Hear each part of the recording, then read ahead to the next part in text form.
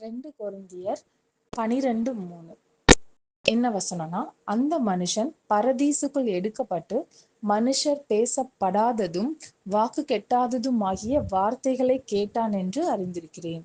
So என்னன்னா என்ன சொல்றதுன்னா, 14 வருஷத்துக்கு முன்னாடி பவுல் அவருடைய 14 வருஷத்துக்கு இதை எழுதும்போது சொல்றாரு, 14 வருஷத்துக்கு முன்னாடி எனக்கு ஒரு மனுஷனை தெரியும். அவரை தான் சொல்றாரு. எனக்கு தெரியும். அவன் என்ன பண்ணான்னா, 3வது வானம் வரைக்கும் எடுத்துக்கொள்ளப்பட்டான்.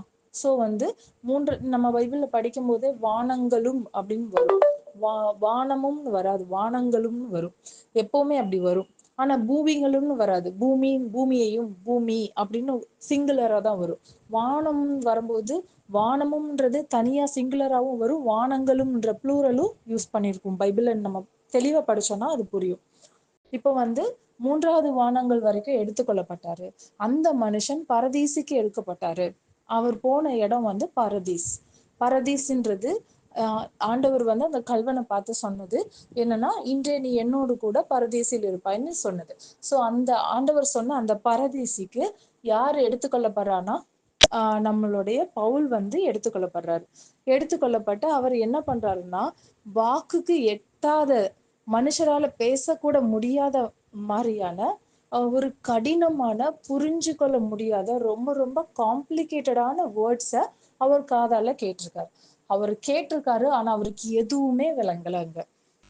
ஸோ இதை சொல்றாரு. சொல்லிட்டு அப்புறம் சொல்றாரு, அன்றியும் எனக்கு வெளிப்படுத்தப்பட்டவைகளுக்குரிய மேன்மையின் நிமித்தம் நான் என்னை உயர்த்தாதபடிக்கு என் மாம்சத்திலே ஒரு முள் கொடுக்கப்பட்டிருக்கிறது.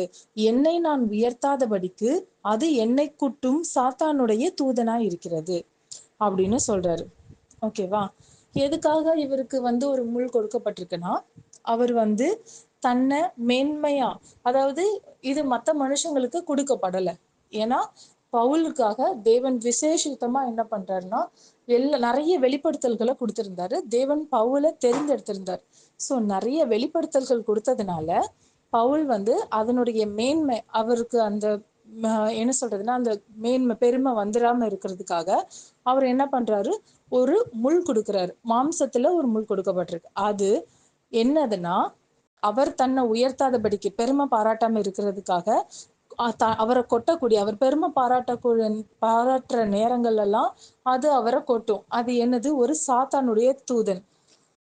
அப்போ அது சாத்தானுடைய தூதனா இருக்கு அப்படின்னு சொல்லி அவர் சொல்லிட்டு அப்புறம் சொல்றாரு, அது என்னை விட்டு நீங்கும்படிக்கு நான் 3 தரம் கர்த்தரிடத்தில் வேண்டிக் கொண்டேன். 3 தடவை ஆண்டவரே, இந்த இந்த சாத்தானுடைய தூதன் இவன், இந்த முள் என்னை விட்டு போகணும்னு சொல்லி எத்தனை வாட்டி வேண்டிக்கிட்டாராம்? 3 தடவை வேண்டிக்கிட்டாராம். அதற்கு அவர், என் கிருபை உனக்கு போதும், பலவீனத்திலே என் பலம் பூரணமாய் விளங்கும் என்றார். ஸோ ஆண்டவர் என்ன செய்யல, அந்த அந்த இதுல இருந்து அவருக்கு விடுதலை கொடுக்கல. அதுக்கு பதில் அவர் என்ன சொல்றாருன்னா, என் கிருபை உனக்கு போதும், ஓகேவா, உன் பலவீனத்திலே என் பலம் பூரணமாய் விளங்கும் அப்படின்னு சொல்லி என்ன பண்ணிட்டாரு, அவர் அவருக்கு அதுல இருந்து விடுதலை கொடுக்கல. இந்த விஷயம் எதுக்காக அவருக்கு கிடைச்சதுன்னா, அவருக்கு வெளிப்படுத்தப்பட்ட, அவருக்கு தரிசனங்கள் கிடைக்குது இல்லையா, இந்த தரிசனங்கள், நிறைய தரிசனங்கள் வெளிப்படுத்தப்படுதுல, இதுக்காக அவர் என்ன பண்ணிடக்கூடாது, தன்னைத்தானே பெருமை பாராட்டி விழுந்து போயிடக்கூடாதுன்றதுக்காக, அவருக்கு நினைப்பூட்டுறதுக்காக அவருடைய சரீரத்துல அந்த முள் கொடுக்கப்படுது. அது ஒரு சாத்தானுடைய தூதனா இருக்கு. அதனால இவர் என்ன பண்றாரு, ஆண்டவர் இடத்துல 3 தடவை கேட்கிறாரு. அப்படியும் அவருக்கு அதுல இருந்து என்ன கிடைக்கல, விடுதலை கிடைக்கல. ஓகேவா? சரி, இப்போ அந்த முள் என்ன அப்படின்றத பார்க்கலாம். அந்த சாத்தானுடைய தூதன் அப்படின்னு சொல்லப்பட்டிருக்குல்ல, அது என்னன்னு பார்க்கலாம். அது என்னன்னா, நமக்கு கலாத்தியர் 4:14 அந்த வசனம் இருக்கு. அப்படி இருந்தும் என் சரீரத்தில் உண்டாயிருக்கிற சோதனையை நீங்கள் அசட்டை பண்ணாமலும் ஆரோசியாமலும் தேவதூதனை போலவும் கிறிஸ்து இயேசுவை போலவும் என்னை ஏற்றுக்கொண்டீர்கள். இப்போ பவுல் அது என்னன்றத ரிவீல் பண்றாரு. அது என்னது அப்படின்னா, அவருடைய சரீரத்துல உண்டா இருக்கக்கூடிய ஒரு சோதனை அப்படின்னு சொல்றாரு. சரீரத்துல உள்ள சோதனை அப்படின்னா மேபி வியாதி, இல்ல ஏதாவது புண்ணு, இல்ல ஏதாவது ஒரு விஷயம் இருக்கணும். ஓகேவா? அது நமக்கு தெரியல. ஆனா சரீரத்துல உள்ள சோதனை, அவருடைய மாம்சத்துல அவர் என்ன பண்ணியிருக்காரு, அந்த விஷயத்த அனுபவிச்சுட்டு இருக்காரு. அது வந்து எல்லாருக்கும் வெளிப்படையாவே தெரியுது. இப்போ பவுல் போற இடத்துல எல்லாம் சுகமடையுது. தேவன் பவுலினுடைய கரங்களினால அநேக அற்புதங்களையும் அடையாளங்களையும் செய்தாரு. ஆனாலும் அவருடைய சரீரத்துல அவருக்கு இருக்கிற பிரச்சனையை என்ன பண்ண முடியல, அவரால் தீர்க்க முடியல. தேவனிடத்துல 3 முறை கேட்டும் தேவன் என்ன சொல்லிட்டாருன்னா, உனக்கு என்னுடைய கிருபை போதும் அப்படின்னு சொல்லி முடிச்சிட்டாரு. ஸோ வந்து அந்த முள் என்னன்றது நமக்கு புரிஞ்சிருச்சு. ஓகேவா? ஓகே, இத வந்து ஆண்டவர் வந்து முதல்ல சொல்லியிருந்தாரு. அது எப்படி சொல்லியிருந்தாருன்னா, நமக்கு முதல்ல அப்போஸ்தலர்கள்ல இருக்கும், 9வது அதிகாரத்துல இருக்கும். என்ன அப்படின்னா, ஆண்டவர் சொல்வாரு, தமஸ்குக்கு போகும்போது ஒரு ஒளி வந்து அவரை சுத்திலும் பிரகாசிக்கும். அவன் வந்து தரையில விழுந்தான். அப்போ யார் தரையில விழுந்தா? சவுல். அப்போ வந்து ஆண்டவர் சொல்றாரு, சவுலே சவுலே, நீ என்னை ஏன் துன்பப்படுத்துகிறாய் அப்படின்னு சொல்றாரு. அவர் வந்து 3 விஷயத்த அவன் கிட்ட சொல்லுவாரு. அது வந்து அவனுடைய முதலாவது தரிசனம். அந்த முதலாவது தரிசனத்துல ஆண்டவர் 3 விஷயம் சொல்றாரு. என்னை ஏன் துன்பப்படுத்துகிறாய் அப்படின்னு சொல்றாரு. அப்போ வந்து அவர் என்ன சொல்ல வர்றாருன்னா, என்னுடைய பிள்ளைகளை துன்பப்படுத்துறது என்னையே துன்பப்படுத்துற மாதிரி அப்படின்னு சொல்றாரு. அதனால என்னுடைய பிள்ளைகளை ஏன் துன்பப்படுத்துகிறாய்ன்னு சொல்லி ஆண்டவர் அவன் கிட்ட கேட்கிறாரு. ஓகேவா? சோ ஃபர்ஸ்ட் விஷயம். 2வது விஷயம், அப்புறம் என்ன கேட்கிறாரு அப்படின்னா, அவன் கேட்கிறான், ஆண்டவரே நீர் யார் அப்படின்னு கேட்கிறான். அப்படி கேட்கும்போது தேவன் தம்மை வெளிப்படுத்துகிறார். அவர் சொல்றாரு, நீ துன்பப்படுத்துகிற இயேசு நானே. ஓகேவா? இப்போ தேவன் என்ன பண்றாரு, தன்னுடைய பெயரை அவனுக்கு சொல்றாரு, தன்னை யாருன்னு அவனுக்கு வெளிப்படுத்துறாரு. அவர் தான் தேவன். ஏன்னா அவன் கேட்கிறான், ஆண்டவரேன்னு கேட்கிறான். அப்போ தன்னை என்ன பண்றாரு, அவனுக்கு அந்த இடத்துல வெளிப்படுத்துறாரு. சரி, அடுத்தது என்ன சொல்றாருன்னா, முள்ளில் உதைக்கிறது உனக்கு கடினமாம் என்றார். இப்ப 3வது விஷயத்த சொல்றார். 3வது விஷயம் என்ன அப்படின்னா, முள்ளில் உதைக்கிறது உனக்கு கடினமாம். இந்த விஷயம் என்னன்னா, தேவன் அவனுக்கு அடுத்த விஷயங்களை வெளிப்படுத்துறாரு. என்ன விஷயம் வெளிப்படுத்துறாரு? தேவன் அவனை எதுக்காக தெரிந்து கொண்டாருன்னு, அவனுக்கு எப்படி அவர் தரிசனங்களை கொடுக்க போறாருன்னு. ஏன்னா அவனுக்கு வெளிப்படுத்த போற தரிசனங்களை குறித்தும், அந்த தரிசனத்தினுடைய மேன்மை நிமித்தமா அவனுக்கு கொடுக்கப்பட போகிற அந்த முள்ள குறிச்சும் அவர் பேசுறாரு அங்க. அதனால அவர் சொல்றாரு, முள்ளில் உதைக்கிறது உனக்கு கடினமாம் சொல்றாரு. ஏன்னா அவனுக்கு அநேக தரிசனங்களை அவர் கொடுக்க போறாரு. அவன் தான் என்ன பண்றான்னா, நம்மளுடைய பவுல் தான் நம்மளுடைய புதிய ஏற்பாடுல கிட்டத்தட்ட 13க்கு மேல அதிகாரங்கள் எழுதியிருக்காங்க. 13, அது எனக்கு சரியா தெரியல. நிறைய, அதாவது நிறைய நிருபங்கள் எழுதி அதுல வந்து முழு விஷயங்களையும் வெளிப்படுத்தினது வந்து யாருன்னா பவுல். அவர் சொல்றாரு, இதை எல்லாத்தையும் நான் கர்த்தர் இடத்துல இருந்து பெற்றுக்கொண்டேன், ஒரு மனுஷனும் எனக்கு இதை போதிக்கலன்னு சொல்றாரு. இந்த அதிகாரமும் இருக்கு, இந்த வசனமும் இருக்கு. சோ வந்து பவுல் டைரக்டா என்ன பண்றாருன்னா, தேவன் இடத்துல இருந்து பெற்றுக்கொள்றாரு. தேவன் என்ன பண்றாரு, அவருக்கு தரிசனங்களையும் எல்லாத்தையும் அவர் தேவனே கொடுக்கிறாரு. அவர் கொடுக்கிற தரிசனங்களையும் அவர் கொடுக்கிற ஞானத்தையும் கொண்டு அவர் எழுதுறாரு. அது வந்து மற்ற மனிதர்களுக்கு வெளிப்படுத்தப்பட்டது போல கிடையாது. இது ரொம்ப ஒரு மேன்மையான விஷயம். ஏன்னா வரப்போகிற ஜனங்களுக்கு தேவன் கொடுக்கக்கூடிய வார்த்தைகள். அதனால தேவன் நிறைய தரிசனங்களை கொடுக்க போறேன்றத அவனுக்கு சொல்றாரு. அப்படி தரிசனங்களை கொடுக்கும்போது அவன் என்ன பண்ணுவான், பெருமை அடைஞ்சிடக்கூடாதுல்ல. சோ அதுக்காக அவர் என்ன பண்றாரு, அவனுக்கு ஒரு முள் கொடுக்கிறார். அந்த முள் கடினமானது அப்படின்றத சொல்றாரு. ஓகேவா? முள் கொடுப்பாரு, அந்த முள் கடினமானது. ஏன் கடினமானது அவனே சொல்றான்.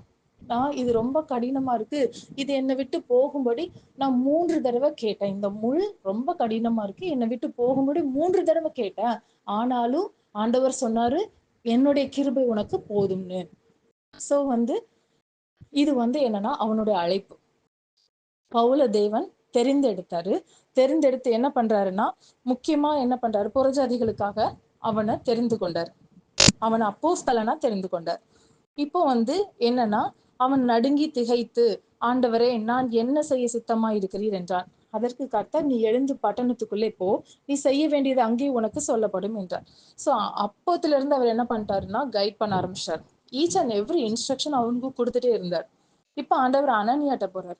அனனியாட்ட போய் சொல்றாரு, அனனியாவே, அனனியா என்னும் பேருள்ள ஒரு மனுஷன் தன்னிடத்தில் வரவும் தான் பார்வை அடையும்படி தன்மேல் கை வைக்கவும் தரிசனம் கண்டான் அப்படின்னு சொல்றாரு. என்ன சொல்றாருன்னா, பவுலுக்கு அடுத்தடுத்து தரிசனங்கள் வந்துட்டு இருக்கு. பிகாஸ் அவர் வந்து நீ பட்டணத்துக்கு போ, அங்க உனக்கு சொல்லப்படும்னு சொன்னதுக்கு அப்புறம் அது வந்து வேற ஒரு மனுஷன் வந்து அவங்க கிட்ட சொல்லல. தரிசனத்துலதான் அவர் பார்க்காரு. அப்போ பவுலுக்கு அநேக தரிசனங்கள் வந்துகிட்டே இருக்குன்னு அர்த்தம். ஏன்னா அவருடைய காலிங்கே அதுதான். அப்போ உடனே அடுத்தது பவுலுக்கு தரிசனம் வருது. என்ன தரிசனம் வருது? அனனியா வந்து தன்னுடைய கண்கள் மேல கை வைப்பாரு அப்படின்ற தரிசனம் வருது. உடனே வந்து ஆண்டவர் இங்க வந்து என்ன சொல்றாரு? அவன் தரிசனம் கண்டிருக்கான், நீ போன்னு சொல்றாரு. ஓகேவா? அப்போ அனனியா சொல்றாரு, ஐயோ ஆண்டவரே, அவரை பத்தி உங்களுக்கு தெரியாதான்னு சொல்லி எல்லாம் கேட்கும்போது தேவன் வந்து அவனை குறிச்சு சொன்ன வார்த்தை. அதற்கு கர்த்தர், நீ போ, அவன் புறஜாதிகளுக்குள்ளும் ராஜாக்களுக்குள்ளும் இஸ்ரவேல் புத்திரருக்கும் என்னுடைய நாமத்தை அறிவிக்கிறதற்காக நான் தெரிந்து கொண்ட பாத்திரமா இருக்கிறான்.